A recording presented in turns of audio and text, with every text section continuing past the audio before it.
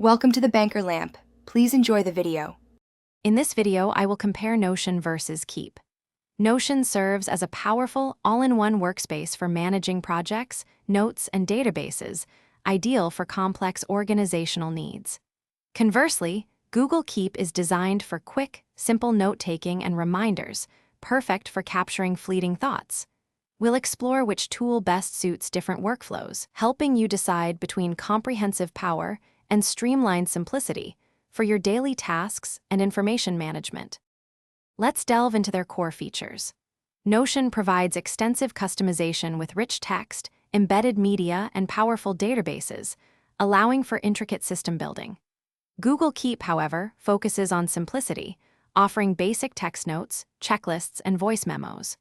While Notion supports advanced linking and multiple data views, Keep excels with its intuitive color coding, labels, and location-based reminders, making quick access and categorization effortless for users. Regarding collaboration, Notion offers robust real-time co-editing, granular sharing permissions, and guest access, making it excellent for team projects. Google Keep provides straightforward note sharing with other Google accounts, suitable for simple information exchange.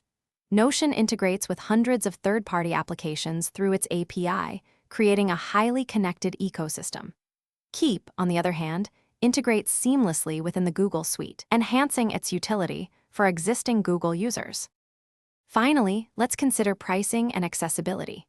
Notion offers a free personal plan with unlimited blocks and a generous file upload limit, with paid plans starting around $8 per user per month for advanced features. Google Keep is entirely free to use, requiring only a Google account. Both platforms are widely accessible across web browsers, desktop applications, and mobile devices, ensuring you can manage your information wherever you are, on virtually any device.